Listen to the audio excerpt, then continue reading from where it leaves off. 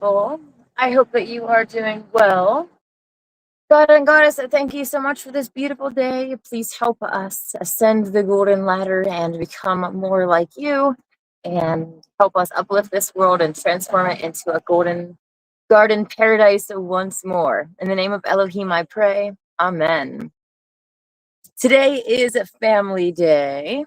And our family is not just family and friends. Our family is not just the people that are our blood relatives, but the people that we are in a community communion with, the people that we work with on a daily basis. This is our family, and it's really important to foster peace with these people because we're around them all the time. So it's really obvious, right? Our God and Goddess, immanent and transcendent, send to all your angel of peace. To my family and friends, send your angel of love. Oh, sorry, button smashing here. Today, I just wanted to briefly talk to you about the connection between flat earth and veganism, and why a very large majority of long-term flat earthers, at least, are vegan. And it's actually really obvious, especially for the people that are flat earthers because of the Bible, which is where I came into flat earth myself. I'm not a follower of the mainstream Bible any longer, but when I'm referencing the mainstream Bible, you can see in your own text in Genesis 1:29 that this garden that God created for humans to exist in was one where he wanted us to live in peace and harmony with all beings. We were eating fruit, raw herb and fruit bearing seed alone. And there's prophecies in your Bible as well about this coming millennial reign where the wolf and the lamb, or the lion, the lamb, Mandela effect, whatever you would like to say, where all of the beings are at peace again in this future world. So the connection is very obvious. You're already in Genesis. So you're seeing how the world was created and the way that it was meant to be. Adam and Eve living in peace and harmony with animals, frolicking around and enjoying this.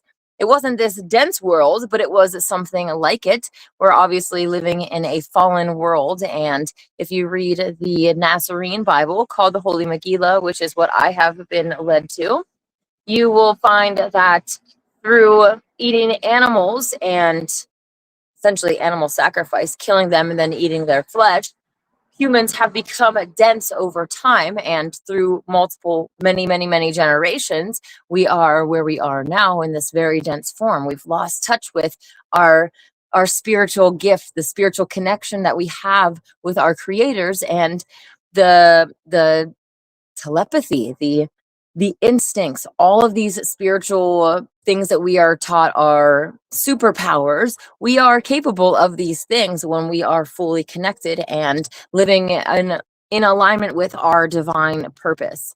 So for me, flat earth was a stepping stone. It was a pretty mild change because I already knew that God was real, and that there's just a lot of things that kind of come with flat earth that if you are an atheist, it actually would change everything for you. So I would never discount the importance of a flat earth, even though it was a stepping stone. For some people, that stepping stone is huge. It will take them from believing that they are meaningless, evolved pond scum living on this giant spinning ball that's whirling through infinite space with no purpose and no rhyme or reason, to knowing that the divine is real, knowing that they are themselves divine creation, and knowing that death is not the end, knowing just so many things that bring us closer to the creator that are tied together with flat earth. So it is really, really important, but it also leads to other truths as well. It's not something that we should get completely stuck on and only focus on that one thing, because frankly, you the more important things are the spiritual topics in life. And if there was one truth that everybody could wake up to tomorrow and it would literally change everything, it would be veganism.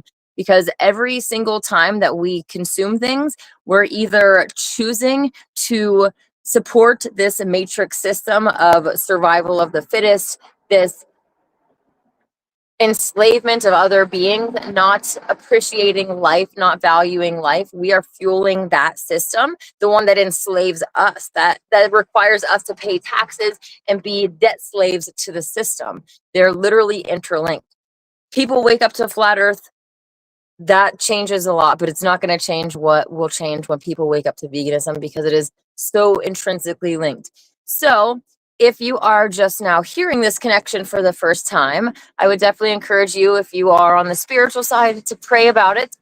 Deep down inside, everyone already knows that the Creator's will is for us to live in peace and harmony with all of His creation, His and her creation, their creation, God and Goddess.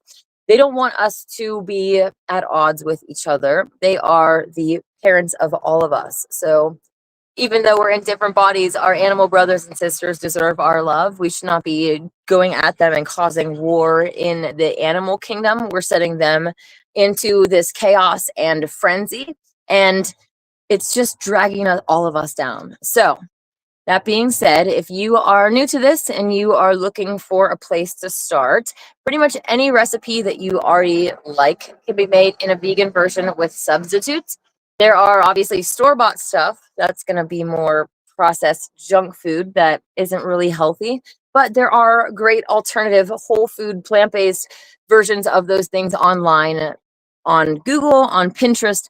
So many different ways that you can find different vegan recipes. And if you would like to reach out to me, I like on Facebook, I would love to maybe help get you some specific recipes that are in line with what you like to eat, especially if you join the Shasta Vegan community group. I think that'd probably be the best way for us to go about doing that, so that other people can also see the recipes getting posted and have that inspiration as well. So I would love to help you in that journey, the Shasta Vegan group community group on Facebook, and just even starting out with baby steps, one by one thing at a time, eliminating from your diet, trying to return to the fleshless diet as quickly as possible. So if you can cut out the flesh right now, that would be the best step in the right direction. I understand and am I'm trying to be more loving and compassionate with people that feel the need to eat these other things, and only in the spectrum of the Nasserean beliefs, where the animals are actually taken care of and they are loved from birth until natural death. They are not harassed in any way. They're not being given chemicals to produce more milk or grow faster or any of these unnatural ways of the world. So when the Megillah is saying that essentially Lord and Lady Christ would only require vegetarianism, the fleshless diet, to be in the first order of the initiates. And then the more spiritually advanced you are, the more that you might be called to purify your diet to get back to the raw fruit and herb bearing seed that our Creator intended. And I understand that everyone's in their own journey and process. We're all, our terrain, so to speak, is all at different levels of dirtiness. We've all been born into this corrupt world from parents of however many generations of flesh eating, egg eating, cheese eating, all of this stuff that we need to gradually work through, cutting off those attachments, becoming detached from those addictions and essentially the demons that are attached to them. So anyways, I would just encourage you to, the first step, just get off of flesh. The reality that we are in, the dairy and egg industry that you might feel justified in consuming, they're coming from animals that are abused and that are not loved and cared for. As soon as those animals are done producing, no matter what farm you point me to, even around Mount Shasta, when the animal, no matter how nicely it's treated when it's alive, no matter whatever, as soon as it can't produce anymore, it's going to be shipped off and eaten, essentially. So none of that is justifiable, and I am still standing by the vegan diet and encouraging you to do that, but I also am trying to encourage people in a loving manner, in understanding that they are where they are, but also that I love you too much to let you stay there. So come on, Come on to the light side, and we can create a better world together. Literally, we are the ones that are holding ourselves back and holding ourselves in this enslaved system by enslaving animals. It's literally so easy a child could understand. Do unto others as you would have them do unto you. If you were an animal, would you want to be in that situation? I guarantee not. If you haven't watched the slaughterhouse videos, I will tell you, even just the videos of them in CAFOs. If you drive up I-5, you'll go through what they call Cowschwitz, and you will see so many cow prison cells. It's horrible. And you know as well as I do that you would not want to be in that situation. You would not want to be artificially inseminated against your will. People want to try to say, oh, women get artificially inseminated. Okay, if I did that, I'd be going to the doctor to choose that option.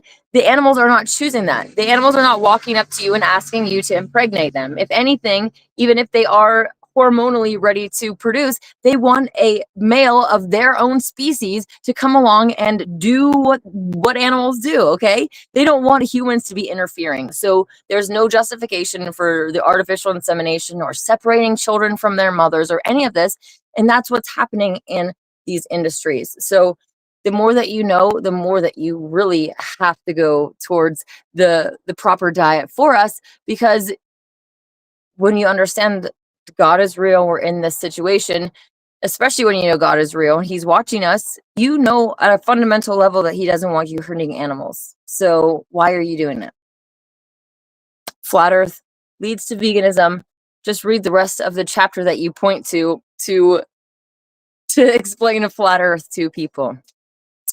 There's been some deliberate inversion trying to say that, you know, in the end days, people will listen to doctrines of demons and refuse eating meat. Well, if veganism is a doctrine of demons, why then did God tell Adam and Eve to be vegan in the Garden of Eden?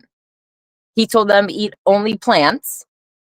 That's what veganism is. So either eating plants alone is a doctrine of demons, or that's what God wants.